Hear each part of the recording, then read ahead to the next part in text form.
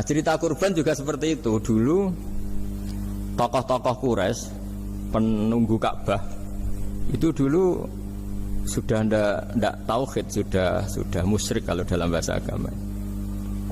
Itu di mana-mana termasuk kebutuhan pokok manusia itu kalau kumpul-kumpul itu makan-makan. Itu mulai dulu.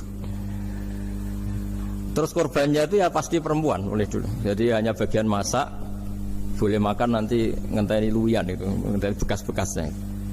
Sehingga yang nyortir Abu Jahal CS itu. Jadi yang kurban harus hewannya bagus, spesial, bahkan nggak boleh dikawinkan. Hewan yang mau dikorbankan itu nggak boleh dikawinkan, nggak boleh pernah dikendarai, nggak boleh pernah dipakai bajak sawah dan sebagainya. Semuanya serba spesial. Al-Fatihah.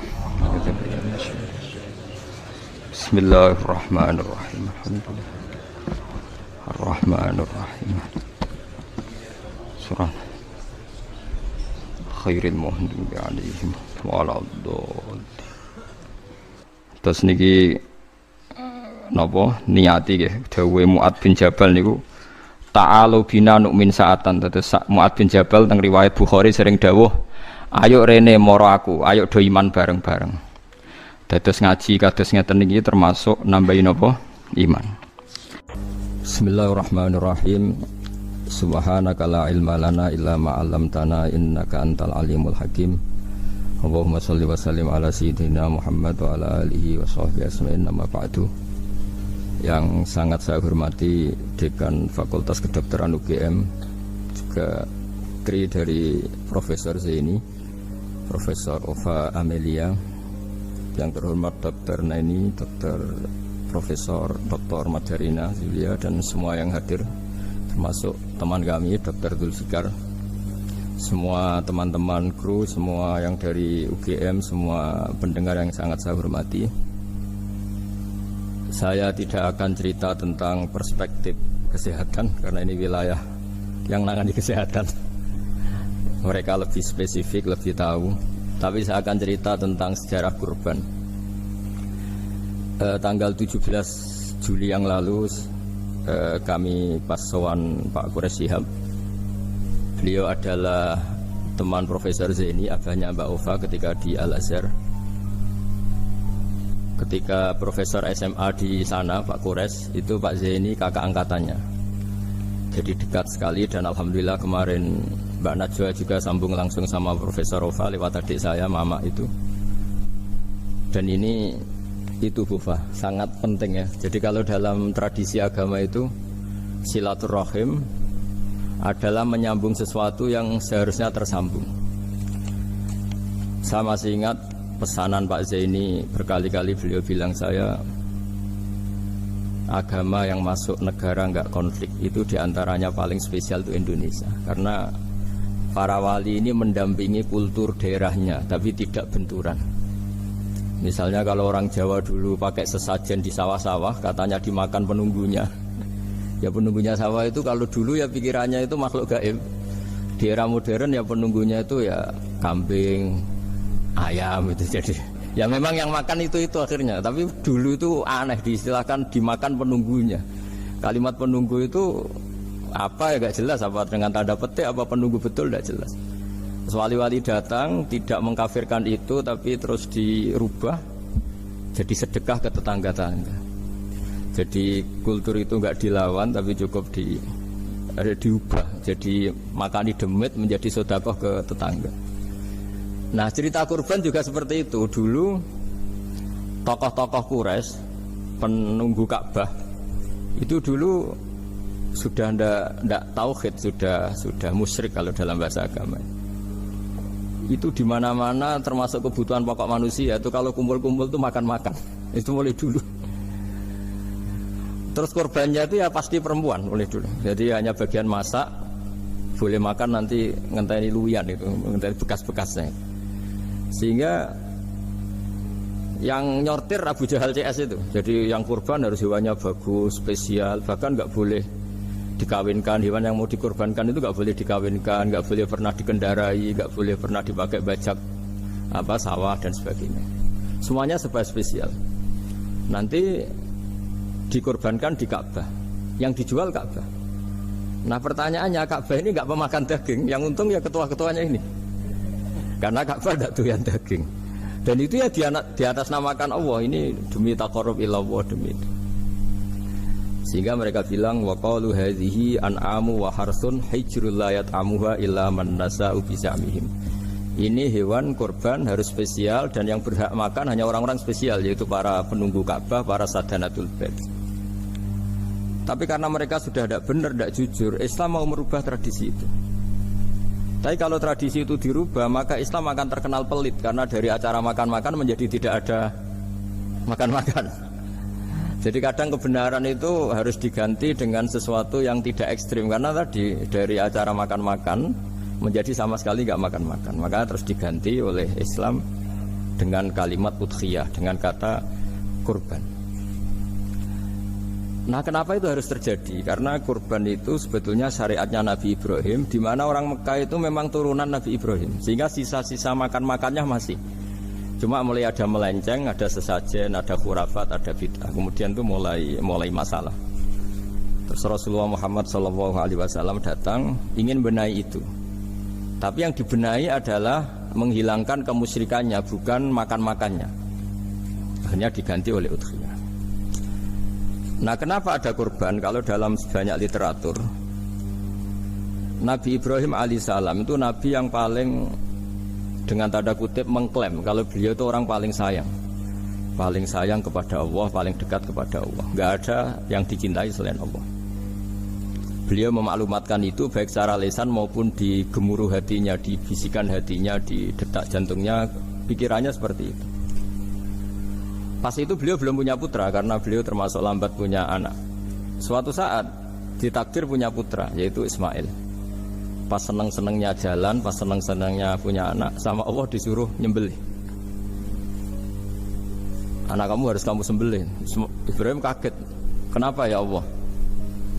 Kamu adalah orang yang sering ngomong bahwa yang paling kamu cintai saya. Tapi setelah ada anak kamu, kayaknya enggak. Protes Nabi Ibrahim, Pak. Yang benar Gusti, iya harus anak kamu. Karena beliau kadung janji, kadung komitmen yang paling dicintai Allah, tidak ada yang lain. Saya akan mencintai engkau ya Allah, meskipun harus mengorbankan anak saya. Sehingga cerita terus disyariatkannya kurban itu. Ketika Nabi Ibrahim berkomitmen melaksanakan perintah itu, Ismail juga mau nurut, terus sama Allah diganti oleh hewan kurban yang bernama kambing.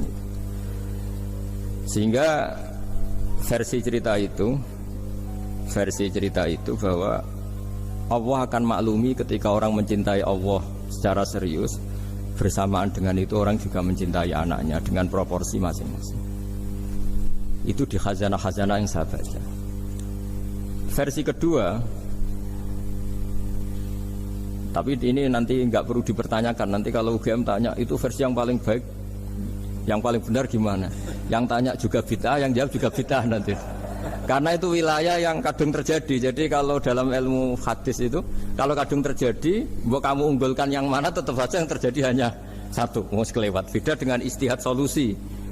Karena mau terjadi ya kita uji coba. Kalau nggak cocok yang A ya cocok alternatif B, alternatif C. Kalau sudah kelewat, mau gimana? Kalau salah ya salah aja kan. Versi kedua begini, semoga versi kedua ini yang benar. Kalau ini benar, keren. Nabi Ibrahim itu memaklumatkan diri. Kalau dalam bahasa Arab itu iddia itu mengklaim bahwa dia adalah orang yang paling sayang terhadap makhluk Allah, semua hamba Allah. Terus beliau diterbangkan ke langit. Ya karena UGM ini lembaga akademik, nanti saya baca teksnya. Kalau bahasa Arabnya itu takbirnya. Diterbangkan ke langit, ke alam malakut. Ya tidak usah ditanyakan tanya terbang gimana, nanti ribet nanti itu. Setelah diterbangkan di langit, wa kadzalika nuri Ibrahim malakutas samawati wal ardh, diperkenalkan alam langit, terus dipertontonkan. Itu ada sekian hamba Allah yang nyabu, yang ngefly, yang dugem, pokoknya yang maksiat-maksiat itu. Ibrahim ditanya sama Allah, gimana itu mereka menurut kamu? Damirhum, habisi saja ya Allah. Mereka makan rezekimu, hidup di bumimu, tapi mereka tidak mengindahkan engkau. Matikan saja. Sama Allah diturutin. Jalan-jalan lagi sampai 3 kali peristiwa tempat-tempat maksiat itu dihabisin sama Nabi Ibrahim. Beliau minta sama Allah supaya itu dihabisin. Singkat cerita, terus beliau diturunkan sama Allah. Setelah diturunkan ya Allah tidak jawab, tidak apa. Allah itu punya sunnah, punya tradisi, dengan nabinya itu tidak jawab. Suatu saat Nabi Ibrahim disuruh bunuh anaknya, disuruh nyembelih. Protes kan? Huwa samratu fuadi, ini kekasih saya, putra saya, kenapa engkau nyuruh membunuh? Terus kata Allah, kamu tidak ingat di malam kamu saya mi'rajkan melihat hamba-hambaku, dan itu yang bikin aku, dan saya cinta sama mereka yang bikin saya, kamu enak saja minta dibunuh. Sengkerian gantian saya yang minta, kamu tidak nurutin gitu. Kamu pas minta saya tidak tak pikir, langsung tak turutin. Kenapa saya yang sekarang minta kamu mikir gitu. Tapi huwa samratu fuadi, itu buah hati saya. Dan memangnya makhluk-makhluk itu makhluk siapa? Saya yang bikin, kamu enak saja nyuruh bunuh. Nah semenjak itu jadi kearifan kita. Makanya Mbak Ova ini kalau guyonan di dunia kiai, kalau ada majikan bentak pembantunya yang salah meletakkan piring atau gelas, pasti cara berpikir mesti pembantunya ada cantik. Karena kalau salah tok kok dia cantik, itu mesti mikir. Nggak bisa orang bentak orang cantik gitu.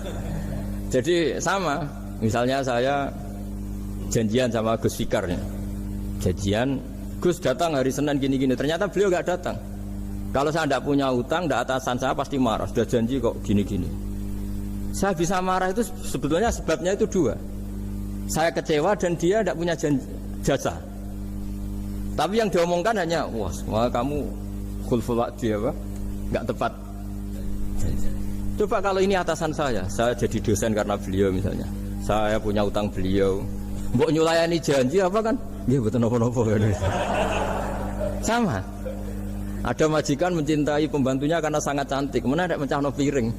Omahe dirubah. No itu tidak apa-apa gitu. Sama. Makanya ada guyonan di dunia kiai itu, ada anak perempuan kan nggak lazim ya perempuan pakai GL Pro kalau dulu, mungkin sekarang pakai Ninja, pakai celana jin. Sopo itu wong luput suwo itu, siapa itu perempuan kok gitu? Ini ponakane jenengan Mbah, astagfirullah, muga-muga pangeran nyepuro. Jadi langsung rubah dari maksudkan menjadi ndak karena keluarga. Nah jangan-jangan kebencian kita pada maksiat itu oke, kita wajib benci maksiat, tapi tetap ada catatannya. Plus yang maksiat itu tidak orang yang terkait dengan kita. Coba kalau yang maksiat itu orang yang terkait dengan kita, itu anak kita, ponakan kita, mungkin istri kita, paling mintanya ya Allah ampuni. Sama-sama maksiat, yang satu minta dihabisin, yang satu kita minta diampuni. Fair gak kita sebagai manusia? Tidak fair.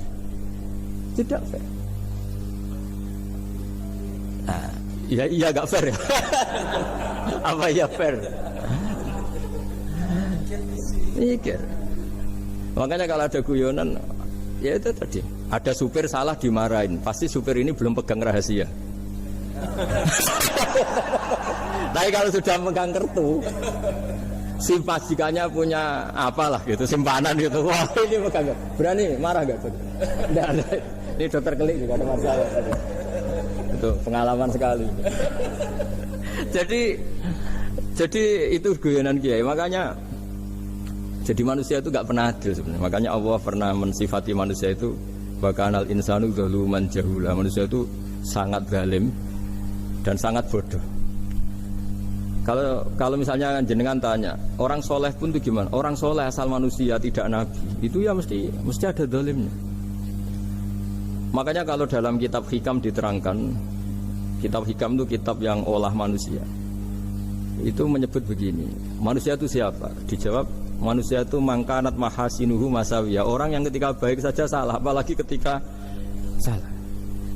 Kita misalnya punya toko laris itu, doanya mustajab, laris, pembelinya banyak, kualitasnya bagus. Pasti ada toko sekeliling yang megap-megap karena orang sekarang ke kamu kan gitu. Sama di kampus ya gitu, kalau ada kampus besar yang lain pasti kemahjub, terhalangi karirnya di semua. Sehingga orang supaya terus merasa salah, Rabbana dzalamna anfusana, meskipun kita sedang benar pun. Saya termasuk kiai yang kalau ngelepas haji, mungkin yang haji itu mangkel. Karena saya tidak pernah muji-muji haji, meskipun saya melepas orang haji. Umumnya kiai kalau ada orang haji kan dilepas haji mabrur, tidak ada lain balasan kecuali surga. Saya itu karena pernah kecil, pernah dengerin masyarakat. Itu ngenes ketika si kiai pidato tadi ternyata ngenes. Ngenesnya seakan-akan surga itu hanya milik yang haji.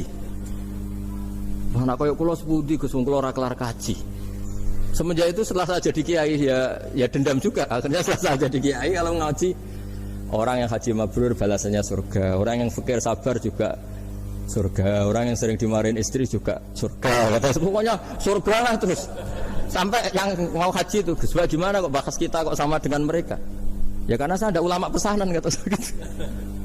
Jadi artinya gini, ketika Anda muji ibadah haji, jangan kira yang ngenes tidak banyak, yang ngeluh juga banyak karena mereka ada takdir gak mampu haji. Itu hebatnya Islam. Islam juga datang dengan solusi-solusi. Misalnya Jumatan itu hajinya orang miskin, orang yang ingat Allah mulai subuh sampai matahari terbit juga sama dengan umroh. Jadi karena tidak semua orang itu mampu haji. Jadi itu Islam. Jadi nanti tak bacakan, jadi versi kedua itu Nabi Ibrahim diperingatkan Allah bahwa tidak seperti itu cara mengelola hambaku. Nah, Islam ini kata Allah anit tabi' millata Ibrahim hanifa. Referensinya Islam, mentornya Islam itu Nabi Ibrahim. Sehingga kita alhamdulillah punya sejarah wali songo. Saya punya orang tua Kiai Nur Salim itu sayang sekali sama umat. Mbah Mun juga gitu. Saya sama Profesor Zaini itu sudah mulai tahun 2000 terus setiap hari ketemu juga nggak pernah kecewa. Beliau itu pernah disalahpahami, mungkin Bu Ova belum dengar ini. Pernah disalahpahami karena beliau itu tangan kanannya kan agak nggak kuat. Jadi kalau ngambil papa itu pakai tangan kiri. Itu pernah disalahpahami ya, mungkin orang hasud karena tidak mengkonfirmasi langsung mengklaim beliau itu kiai profesor kalau apa-apa pakai tangan kiri. Kira-kira pertanyaan sunnah rasulnya mana kan gitu. Beliau itu ya hanya corong Jawa itu berambang, agak nangis tapi tidak sampai keluar air mata tapi berambang. Beliau bilang gini ke saya, nah, seharusnya gimana Mas Pak? Ya kalau Pak Zaini ingin jadi wali ya tidak usah menjelaskan. Kalau Pak Zaini ingin menjelaskan berarti ingin diakui makhluk. Tapi kalau nggak dijelaskan mereka salah paham terus. Tapi cepat jadi wali karena sudah mulai mengabaikan apa kata mereka. Tapi kalau menjelaskan ya enggak. Ya lama jadi walinya, tapi bagusnya orang nggak salah paham. Pak Zaini tertawa-tawa. Jadi wali apa enggak? Jadi saya itu lama sekali sekamar dengan beliau ada di Badan Wakaf ya Mas Fajar ya. Badan Wakaf yang atas itu kan dulu tempatnya Pak Rektor kan kosong. Nah itu kita tempati sama Pak Zaini bertahun-tahun, tiap hari diskusi. Dan nggak pernah ceritanya beliau itu penting, karena seneng guyon. Memang khasnya ulama itu seneng guyon. Kemarin saya ketemu Pak Kures, beliau cerita, saya ini punya idola Gus Pak. Kalau manggil saya Gus kadang ya Pak. Dulu beliau doktor filsafat, lama-lama jadi Syekhul Azhar. Itu kalau ke kuliah pakai bis, kata Pak Kures pakai bis. Suatu saat di Al Azhar itu kan beda dengan di yang lain ya, agak-agak modern. Si gurunya ini, beliau itu karena banyak yang berdiri, beliau duduk, ada perempuan berdiri, terus yang lelakinya berdiri, terus jatah duduknya dikasihkan perempuan. Perempuannya itu pakai pakaian yang agak minim, agak seksi lah, agak minim. Terus si Syekhul Azhar tadi saat itu belum Syekhul Azhar, punya 2 permen. Ini ceritanya Pak Kures punya 2 permen, terus yang satu sudah dibuka, yang satu masih bungkusan, masih ditawarkan. Silakan Mbak, kamu milih yang mana? Milih yang masih itu. Padahal bukanya itu supaya lebih gampang. Ternyata milih yang masih bungkusan. Kenapa Mbak? Ya ini lebih steril karena pakai bungkusan. Oh iya. Itu pelajaran itu. Terus Pak Kures nantang saya, Gus Pak punya enggak cerita tandingan? Wah kalau saya kebalikannya Pak. Di kereta itu ada Cina, enggak khitan ya. Ketemu sama kiai kampung. Kenapa khitan? Enggak khitan juga sama gini-gini. Terus dikasih pisang, terus dimakan, dikupas dulu. Kok udah langsung aja? Terus kata Pak Kures, nah ternyata sama Pak Zaini sama Pak Kures itu dibalik ke profesorannya. Ceritanya itu ya guyon terus. Karena memang agama ini itu kalau masalah kebenaran itu serius, tapi di balik kebenaran ini yang perlu dicatat oleh semua yang mencintai agama ini, bahwa Allah itu tidak butuh taat kita, dan Allah tidak akan gagal sebagai Tuhan karena maksiat kita. la tanfa'uhu ta'atuhum wa la tadurruhu maksiatuhum. Allah tidak akan ngefek ketika semua orang taat ya gak ngefek, semua orang maksiat juga gak ngefek. Karena Allah ini zat yang punya eksistensi sejati, sehingga hubungan kita dengan Allah itu tidak ngefek ke Allah, tapi ke kita sendiri. Sehingga mereka lebih rileks karena nggak merasa harus mati-matian bela Allah. Allah tetap Al-Qayyum, zat yang bisa berdiri sendiri. Sehingga di kitab-kitab itu ada bab namanya Mizahun Nabi, guyonan-guyonan Nabi. Itu ada babnya sampai di kitab Ihya, di kitab banyak lah kita. Masyhur itu, suatu saat ada orang sepuh sowan ke Nabi. Karena sudah sepuh, beliau pamit lah, kira-kira jam segini pamit, ya Rasulullah saya mau pulang karena nanti kemalaman.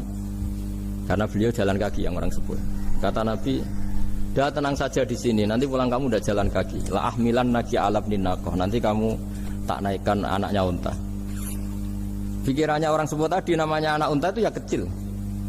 Wa ma fa'altu bibninakoh, apa yang bisa saya lakukan dengan anak unta? Sudah, tenang saja. Setelah beliau ngaji lama, ya dikasih unta tua itu. Silahkan kamu bawa unta saya ini. Ini kan unta tua, ada anak unta.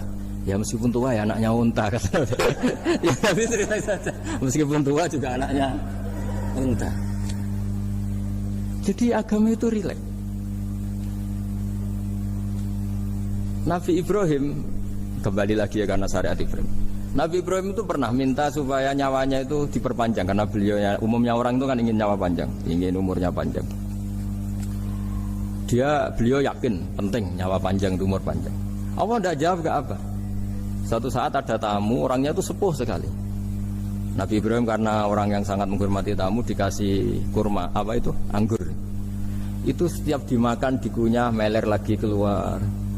Karena sudah sepuh, nggak ada giginya, dikunyah keluar lagi. Itu jawabnya Nabi Ibrahim, ya Allah, masuk lagi ke kamar, sholat lagi, mengcancel doa panjang umur. Katanya Ibrahim, oh jenengan jawab toh gitu.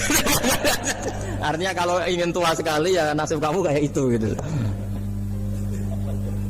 Jadi karena beliau tahu itu jawaban, terus masuk kamar, oh jawab toh Gusti jenengan, terus membatalkan doanya.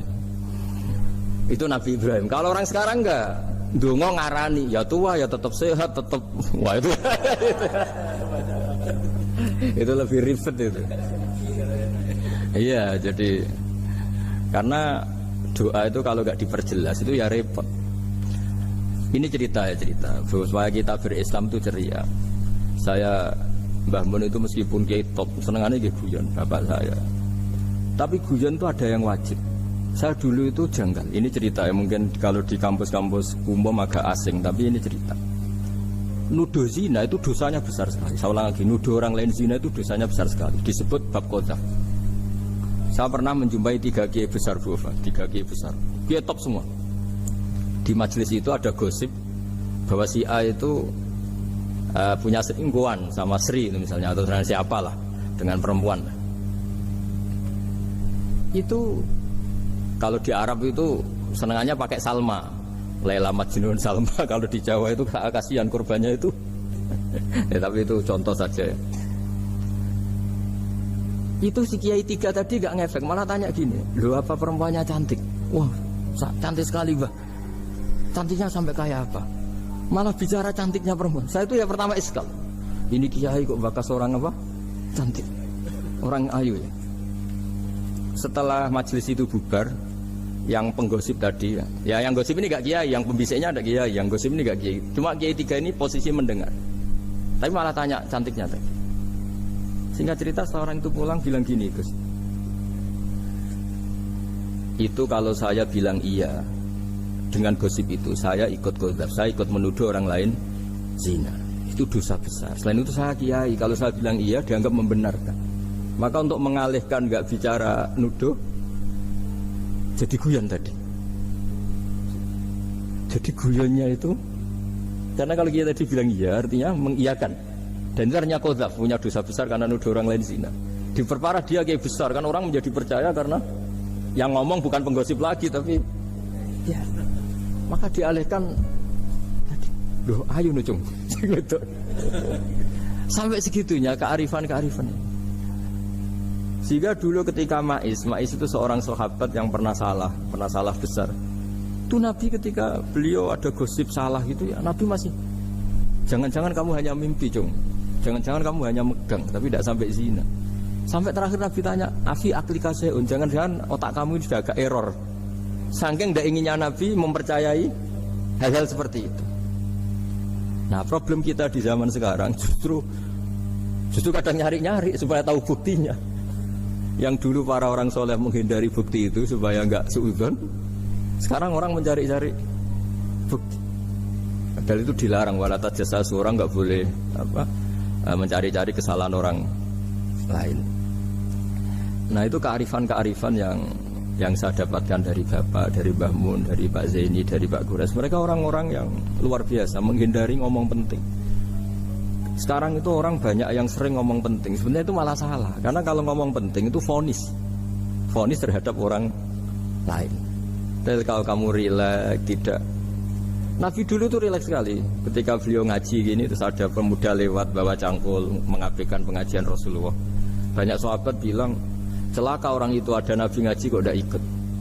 Jawabannya Nabi unik. Jangan-jangan dia punya keluarga yang harus kerja, dan kalau harus kerja untuk nafkah keluarganya itu juga ibadah, itu ya sunnah saya. Jadi Nabi rileks saja, tidak tersinggung, tidak. Nah, kenapa kita butuh rileks? Karena kebenaran sekali dipaksakan itu jadinya benturan. Itu wali-wali Songo itu dulu sudah berpikir seperti itu. Sehingga Pak Zaini yang sering ngendikan sama saya, kita ini bisanya mengikuti Mas Bah, kalau manggil saya Mas, tidak bisa benturan.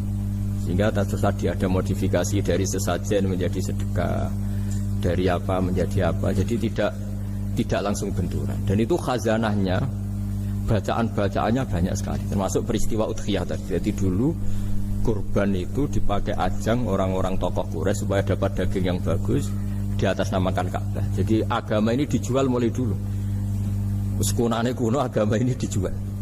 Dan agama mulai dulu ya prospek. Ka'bah itu bisa menyedot wisatawan berapa, wisata religi. Sehingga dulu ada Ka'bah tandingan, perhitungannya juga ekonomi. Jadi mulai dulu itu ya sudah seperti itu. Mau apa Mang Allah bikin dunia seperti ini. Jadi mulai dulu agama itu ya, sampai orang Yahudi gak mau iman sama Nabi ya pikirannya sederhana. Kalau saya tokoh banyak yang sowan, banyak yang ngasih-ngasih. Kalau saya ikut Muhammad, saya anak buah, yang ngasih saya siapa? Jadi perhitungannya juga ekonomi. Jadi ketika Abraham mau bikin Ka'bah tandingan, itu perhitungannya juga ekonomi. Jadi ribet kan memang kalau manusia itu sudah ribet. Tapi Islam ini datang bukan untuk itu, tapi memaklumi itu. Itu hebatnya Nabi Ibrahim. Ketika beliau berdoa, ya Allah, keluarga kami saya tempatkan di Mekah. Rabbana liyuqimus sholata faj'al af'idatam minan nasi tahwi ilaihim warzuqhum minas samarat. Cuma menurut Islam dibalik, ya Allah, kita ini ingin anak-anak kami ini bersujud kepada Engkau, ingin anak-anak kami ini melakukan sholat. Tapi mereka ini manusia yang untuk ketahanan hidupnya butuh makan, butuh rizki, butuh ekonomi. Maka tolong ekonominya dijaga ya. Jadi dibalik, demi sholat menjaga ekonomi. Jangan dengan demi ekonomi meninggalkan sholat.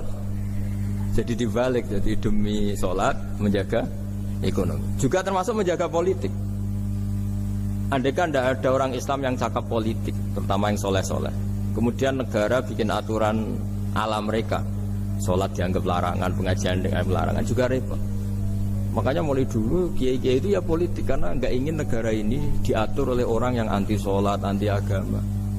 Karena kalau negara terserah yang sedang jabat, kemudian yang jabat tidak soleh, bisa nganggap maksiat-maksiat tidak ilegal, yang pengajian justru ilegal. Nah, di sini kenapa banyak orang-orang soleh dulu ya rata-rata ya berpolitik, mulai sebelum kemerdekaan sampai setelah kemerdekaan. Jadi itu ada filosofinya. Nah, bahwa ada oknum-oknum yang tidak seperti itu ya monggo, itu oknum. Tapi sebetulnya awal-awalnya kenapa banyak orang soleh yang politik, karena nggak ingin negara ini dipimpin oleh orang-orang yang anti agama, anti kebaikan. Sehingga berkahnya apa? Berkahnya negara ini berkonstitusi secara Islami. Meskipun tidak negara Islam, tapi tadi hak asasi manusia terjaga, hak belajar, hak beragama, hak ibadah. Coba bayangkan kalau kita jadi korut, Korea Utara kan pusing.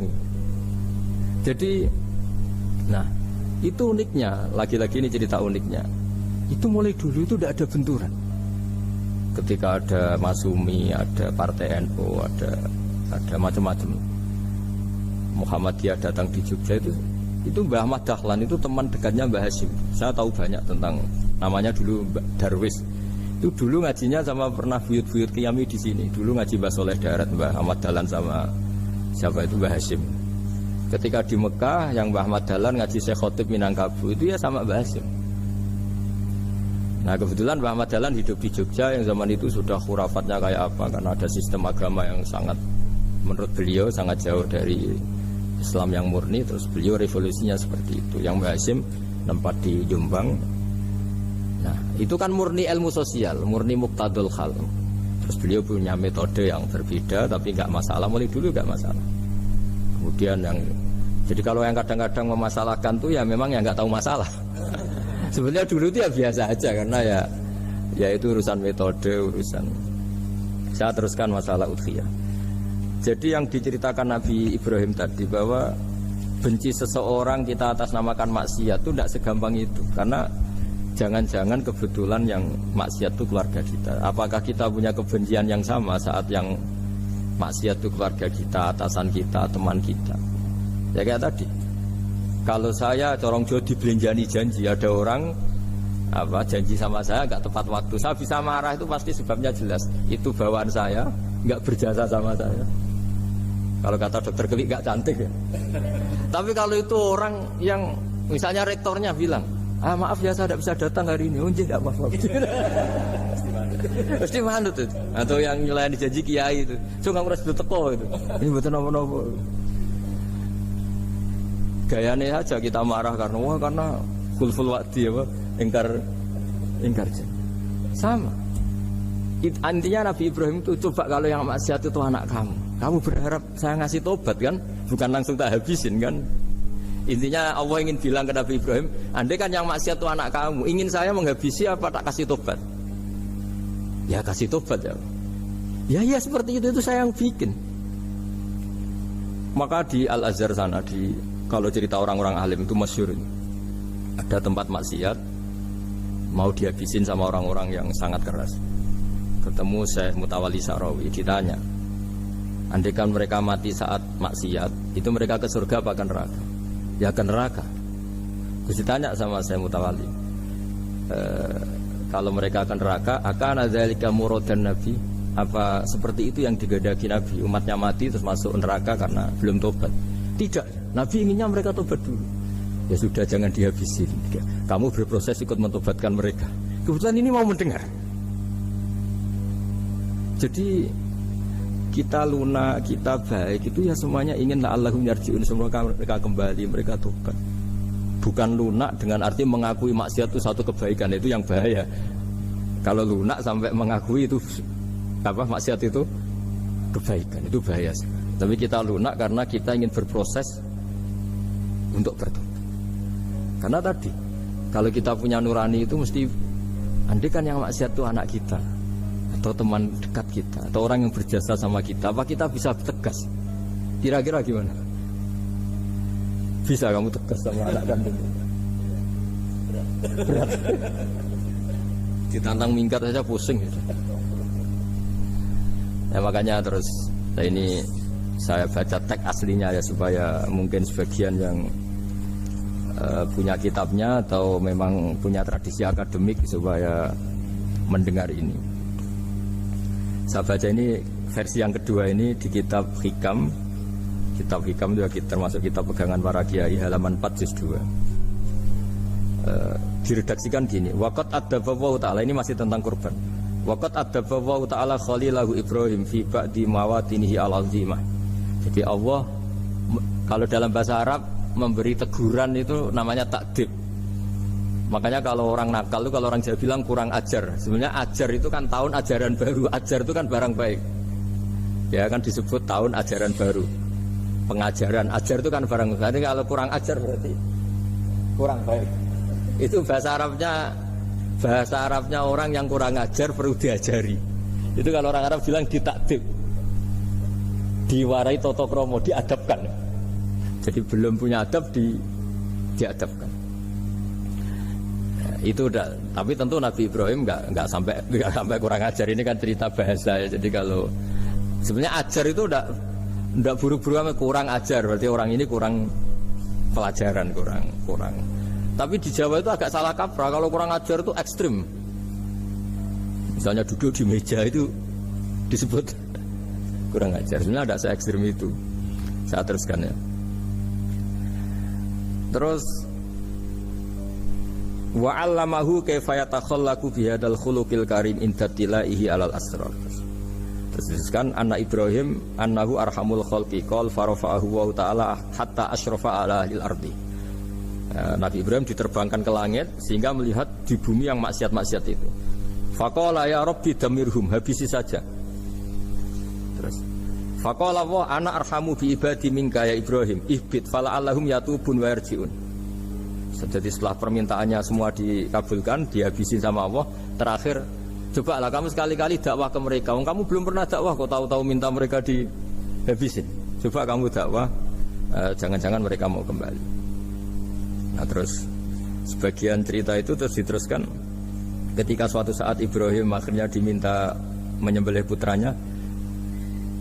Inni arafil manami anni atfahuka fangzur madza tara. Falamma tashammara lidzalik wa akhadha sikin biyadihi qala Allahumma hadza waladi wa samratu fuadi wa ahabbun nasi ilayya. Ya Allah, ini buah hatiku, ini orang paling saya cintai. Kenapa engkau menyuruh ini supaya saya bunuh? Terus beliau dijawab sama Allah, ama ta'lamu anni rahimun bi ibadi kama anta syafiqun bi waladik. Fa idza sa'altani ihlaka 'abdi as'aluka dzabha waladik wahidan bi wahidin. Jadi kalau dulu kamu minta supaya hamba saya tak habisin karena maksiat, sekarang saya juga minta kamu menghabisi anak kamu. Tapi ini kan anak saya, sama itu hamba saya yang bikin juga saya. Nah semenjak itu Ibrahim dianggap sebagai bapak kasih sayang. Karena semenjak itu terus beliau orang yang paling sayang. Sampai ada 3 nabi yang menjadi metodenya Rasulullah SAW sebagai mentornya. Kalau Nabi Nuh melihat kemaksiatan langsung bilang, Rabbi la tazar alal ardi minal kafirina dayyaru, habisi semua ya Allah. Tapi kalau Nabi Ibrahim apa? Faman tabi'ani fa innahu minni wa man asani fa innaka ghafurur rahim. Orang yang ikut saya ya karuan kelompok saya, dan yang sebelum ikut semoga engkau mengampuni. Tentu lewat proses dakwah, lewat proses. Nah, Wali Songo, kembali ke Wali Songo dan para guru-guru kita, itu seperti itu semua. Jadilah Islam yang di Indonesia, Islam rahmatan lil alamin, itu konstruksinya ya dari ilmu-ilmu seperti ini. Bacaannya seperti ini. Karena ternyata kita tegas tadi ujung-ujungnya karena itu tidak cantik, tidak atasan kita, tidak berjasa sama kita. Kamu kalau ada supir telat, supir kok telat datang kantor gitu, pasti supir itu belum pegang rahasia. Setelah pegang rahasia tak jamin aman itu meskipun telat. Karena lebih ngeri mesti. Artinya manusia itu kayak apa ngeklaimnya tegas, disiplin, objektif. Kira-kira iya apa enggak? Enggak lah kayaknya ya. Ya pasti tadi. Nah itu yang makanya bapak saya kalau guyon sama saya itu, kan umumnya orang itu kalau di dunia kiai muji istiqomah. Istiqomah itu konsisten jadi imam masjid, konsisten jadi guru, jadi kalau bapak itu sering guyon ke saya, iku istiqomah apa mau digenti wong liya katanya. Artinya di balik istiqomah itu juga ada catatan lain. Jangan-jangan ambisi gak mau diganti orang lain. Jadi intinya manusia itu dalam benar saja ada unsur salahnya, apalagi pas salah gitu maksudnya. Nah ya pas benar saja ada unsur salahnya, apalagi pas salah. Itulah dengan sudut pandang seperti ini adalah orang terus gak gampang menghakimi orang lain. Karena manusia yang baik adalah cukup dia merasa aibnya banyak, salahnya banyak, kemudian itu menyibukkan dia dari mencari-cari aibnya orang lain. Makanya kalau dalam cerita Ibrahim alaihissalam, karena kurban itu identik dengan syariatnya Nabi Ibrahim. Ini saya punya catatan yang kemarin tak baca juga di Jakarta. Itu suatu saat Nabi Ibrahim itu didatangin orang Majusi dulu. Orang Majusi itu ya tidak beragama. Singkat cerita Nabi Ibrahim itu terkenal kaya dan suka menghormati tamu. Dulu tamu itu sangat penting dihormati karena dulu gak ada warung, terus padang pasir. Kalau sekarang itu ya wajib dihormati tapi tidak wajib-wajib banget. Karena biasanya sudah marung di mana-mana. Sudah marung di mobilnya bawa apa? Bekal. Kalau dulu di padang pasir, kalau tamu nggak dihormati bisa mati betul. Kadang sudah hari perjalanan itu nggak makan nggak apa karena di padang pasir, warung nggak ada, nggak bisa ngopi-ngopi ya dulu. Sehingga kalau menghormati tamu dulu itu pahalanya luar biasa ngasih makan itu. Kalau sekarang ya pahalanya biasa aja karena ya tamunya makannya ya biasa aja karena sudah kenyang duluan itu. Singkat cerita orang ini datang ke Ibrahim minta dikasih makan.